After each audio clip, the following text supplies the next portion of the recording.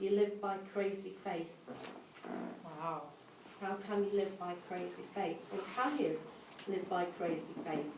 And before I go on to anything else, just wanted to share something as was coming up, and there's only a few of us here today, just to share with you, because we're doing the big open door in not many weeks, it's less than a month now. And how the open door started, besides the rooms I did, my cousin and I hired a room in Swindon, we gave out flyers and printed them off, and we called it the open door. And in fact, Maya's got that somewhere on your phone, haven't you? The colour, the look of it. We hired this room, we'd given out loads of flyers, we'd advertised it, and it wasn't a cheap room. I don't know, was it £90 or something like that? And we went in, and the first thing on the day we arrived, the door was blocked by a barricade that said men working, go round the back. Wow. And I felt it was the enemy, like, you're not coming and doing any open door here. So the door was shut, the front of the hotel. We both went, rebuke you, Satan. But we went in, and you know, sadly, nobody showed up. So you'd think we were on a road to failure. We went by faith, and Annette was paying for the room at the time, but nobody showed up, and we just prayed. Do you know, I can't explain it. We were there for about an hour and a half or more. We came out bubbling and happy, and yet nobody showed up. And in all intents and purposes, it looked like we'd heard wrong, got it wrong. And Annette paid, and I said, you know what, Annette, we're sowing an invisible seed today, and God will water it in His good time. We came out, and after that, the Lord started stirring on the heart to take an event into Swindon and have Marilyn Harry as the speaker. So the seed went into this room where there was nobody in. It wasn't the room we used on the day of the meeting. He gave us the vision of the look of the event, and it was called A Heart Worth Winning. And it was a red and black and a pink event. And I started pulling up the stuff, and I kept seeing all things on billboards, black and red, pink, black and red. And I'd never done this event before, and then went on the streets of Swindon, I think 2 or 3 times, stayed with Annette. And then we started advertising. It was Eugene that took me with all the stuff. Came to Nottingham and drove all the stuff to Swindon. And Marilyn Harry came. You know, the room was packed to the back of the room. Annette had been in touch with the church at the time, and they helped her advertise it. And then people did travel even from Wales to come to it. So that seed, it might have looked like 2 daft ladies in the chair. What are you doing paying £90 to just sit in the chair? Like, it's only us today. But what's God doing? So I never get put off. It's not about numbers. It's doing what the Lord leads us to do at the end of the day. Even if it looks crazy, which it does. Wow. People could come and say, diminished. But I'm not fazed, because I feel the seed's already dropped. I felt that when we were singing. Wow. So, you know, so I'm going to go on with what the word is now. It says, most people who know me know that I have no income. And it's been like that for nearly 4 years. I've been living by faith. And in that, most people take a big intake of breath and say, wow, that's another level. In fact, people shake their heads, even some leaders shake their heads. And I'm very upfront about it, because it's what Jesus does in the midst of black that matters. And in Psalm 84 verse 1 it says, He will never withhold any good thing. Okay, I'll get my notes as well. He'll never withhold any good thing. And then also, one thing I'm very, very, very keen on is paying all my tithes and offerings immediately. So if anybody blesses the ministry or blesses me, I skip to the bank and drop a seed. And I pray and I say, Lord, wherever they plant seed, bountiful crops spring up. And I pray that over other people's as well. And so it says in Malachi 3, oh, prove me not, if I will not open up the windows of heaven and pour out such a blessing that you will not contain it.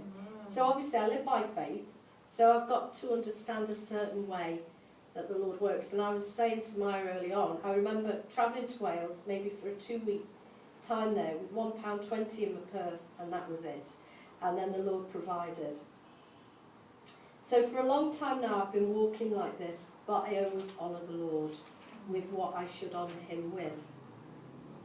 So he can ignite something and he can press go in his word and help me over things like bus fares, food, travel, upkeep in the house.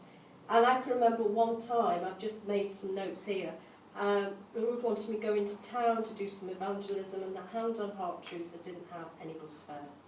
Winter months. And I went, but why? I'd have to walk there. Okay, so I got my coat on and the Lord was leading me to the bus stop. Why would he lead me to the bus stop if I've got no cash? And I was gulping. I went, and the bus pulled up and the doors opened. It was a lady driver. She went, yes? And I went, I haven't got any money. So she said, where are you going? I said, town. She says, get on.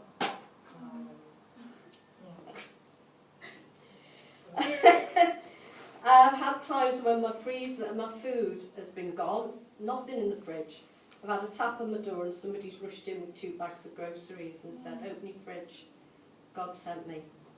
So I've got to understand, but we're not to take him for granted. Even though he does things for his people, we have to honour him in all our ways.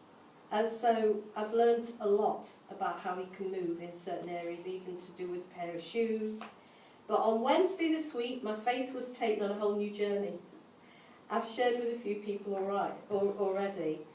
And at this time, just out of the blue, and I haven't known it now for well over a year, things have just got a bit more leaner and tighter than normal. And I'm waiting. But on Wednesday, I've been praying about my list of needs, which I do, and I bring my tithes and offerings. And on that list of needs was having my hair permed on Wednesday. I prayed all on Tuesday, I prayed the week before, and showed him, says, my hair needs permanent, I can't leave it. And I waited and I waited and I waited and I waited. And I checked the account and nothing at that time.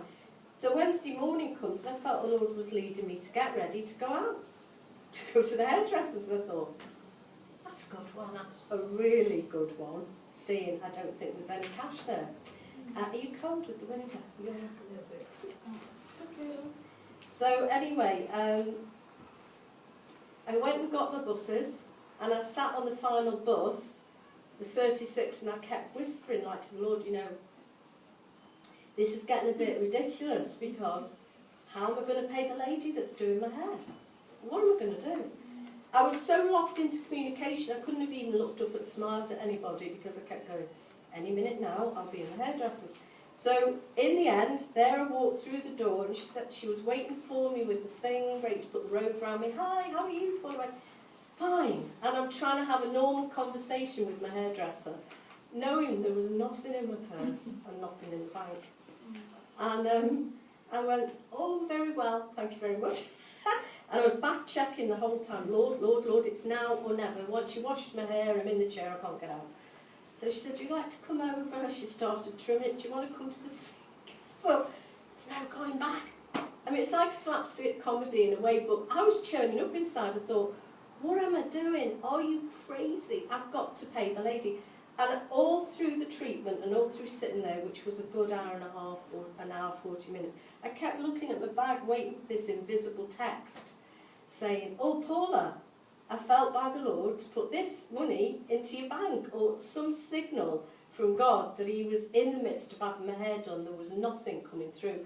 And I was getting hotter and tighter under the collar, and I thought, you have done it this time. You've misheard God. And And then I thought, hang on, maybe by a miracle the card will just go through. There'll be something there miraculously when I put the card in, and it'll all be done, and I'll deal with the bank later. Yeah. I mean, crazy, crazy faith, crazy ideas. And by the way, crazy means behaving in a strong way. Well, I was behaving in a strong way. And so there I am. She finishes the treatment and sort of takes the bit of wet out of my hair, and then says, right, we'll just make your appointment.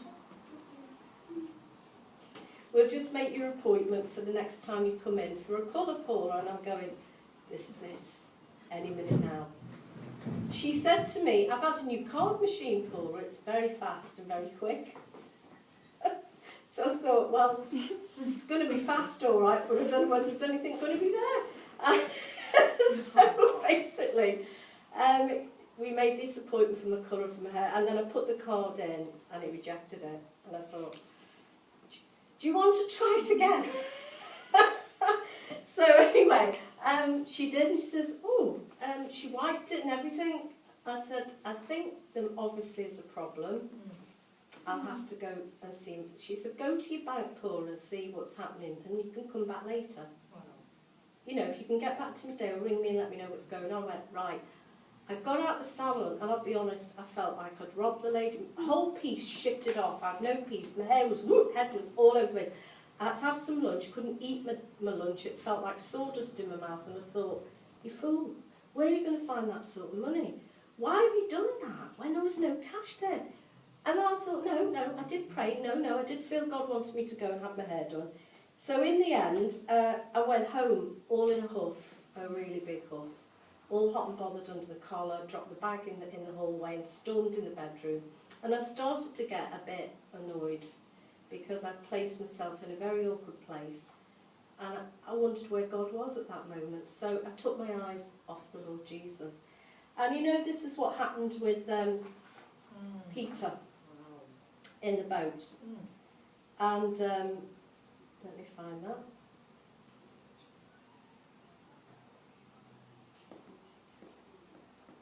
Can't quite see it on here.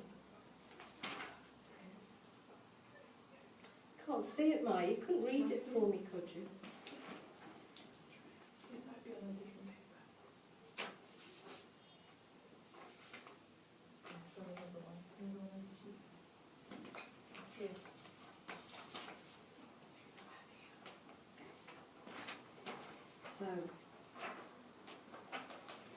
So basically this is when the Lord, this is Matthew 14 verse 22 to 33.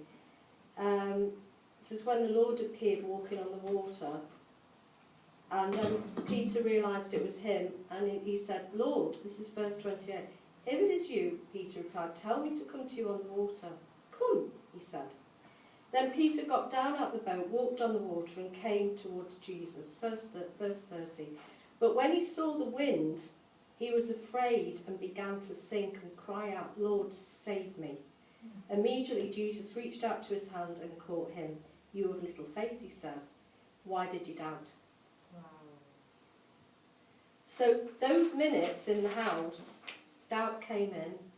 I lost my communication with the Lord. It's very important we keep our eyes on Jesus. The peace went, I got annoyed. The devil was talking to me in my head. You robbed that lady. And then suddenly, I leant on the bed and said, what am I going to do? And the Lord had given me a gift of a dress about 5 weeks ago. And it came to my head, it's still within date, take it back. Well, at the time I thought, well, if that was a gift, where was God in that as well? So I've got all these doubts going on in my head. So I said, all right then. And I stuffed the dress in the bag with the receipt. I went out that house quicker than Jack Flash, got on the bus and went storming into Johnny's. I've got to say at this point, it wasn't my most special moment. I looked like I'd put my fingers in a socket. I looked the wild woman of Borneo. My hair was whoop. I hadn't done anything with it. I had no makeup on. I looked stressed, annoyed, out there. I got up to the till and the lady said, next. And I thought, this is a good one. And then the whole day was wrapped round having my hair done. And I said, I'm sorry, but I've got to bring this dress back. There's nothing wrong with it. I just need my money back. And she went, oh dear, you do look unhappy. So I said, yeah, it's a long story. So she took the dress out of the bag and went, oh, this is lovely. She was so calm and my heart was going boom, boom, boom, boom, boom. The lady was waiting at the hairdresser for what I was going to do. And she says, this is a really nice dress. I said, yeah, it fits me to a T, but it's still got to go back. She said, why? I said, finances, different things. So she said, it is a shame, it is a shame. She held it up and looked at it. She's taken ages. She said, it's been very reduced. I said, really? She said, yes, it's down to £29. I went, 29. I could almost feel like the Lord going, hang on, nudging me, hang on, give me a chance. She said, how much do you need? I said, I need £60. I mean, you don't barter with an assistant at John Lewis, and she says, we'll take it back, and you can buy it back, and you'll still have your 60. And I went, oh my gosh, I think this is it. This is what God was trying to do all day, but I didn't give him a chance to. And so she said, all that you need is £13 to buy the dress back, and you've got your money. And somebody had blessed me with a bit in the morning. And she said, you see, it can be worked through. And it's so peaceful, and I look so stressful. So she said, there's your 60, and this bit over, you need another 13, the dress is yours. I came out, the dress in the bag. I walked out the side doors of John Lewis, very ashamed actually, that I took my eyes off Christ, that I thought I hadn't heard from him, that I was going to hoodwink this woman, that it wasn't integrity, that what would people say, awful moment. And then I had to repent and said, Lord, I'm amazed, the £60 crunched in my hand, the dress in the other, and nobody the wiser but me and Jesus Christ. So I rang the salon, they'd gone, but my friend took it in for me. She doesn't know the story about it, that's why we're being careful. And so really and truly, I found that quite a journey on Wednesday, but wow. Wow. Out of nowhere, he paid for my hair. In a very, it's crazy faith. It's not normal. You know, he always tells me to worship him and, you know, not to worry. And so there it is. The Lord got her payment. And in Proverbs chapter 3, verse 5 to 6, it says, trust in the Lord with all of your heart and lean not on your own understanding. So trust in the Lord with all of your heart and lean not on your own understanding. In verse 6 it says, in all your ways submit to him and he will make your path straight. So he did make it straight, even though it looked very crooked. And you know, trust is a very important thing. We didn't play the song Trust, did we? Completely forgot it. Well, we'll play it at the end. Trust, what it means to trust the Lord. And it means confidence that something is going to work out. And this is what it's all about. So I'm going to read you a story now in the Bible about Abraham about to go and sacrifice his son.